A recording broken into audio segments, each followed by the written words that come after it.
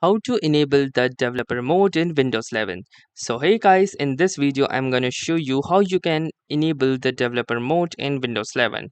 Enabling the developer mode in Windows 11 allows you to bypass normal restrictions and install applications that aren't officially certified by Microsoft, like those you might be developing yourself or testing. It also opens up access to additional debugging tools and features specifically designed for developers according to the Microsoft. So let us see how to enable this feature.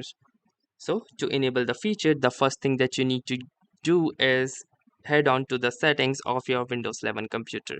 To do this, simply move your cursor towards the bottom of your screen and right click onto this start button.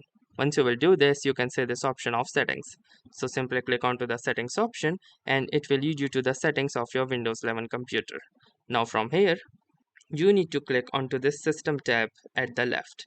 Then under the system, simply scroll down and you can see this option of for developers. These settings are intended for development use only. So simply click onto the for developers option and from here you can see the option of developer mode, which also says install apps from any sources including loose files.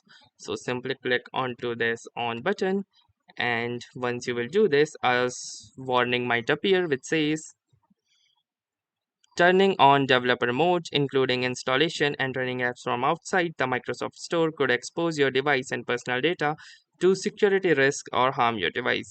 Turn on developer mode, you need to click onto the yes option into the dialog box and then you can see that the developer mode has been successfully enabled along with these features which were previously blanked out. But now since you are a developer and the developer mode is enabled, you can access a ton of new settings and also install loose files and applications for testing in your Windows 11 computer. So that's all for this video. If this video was helpful to you, consider giving it a like.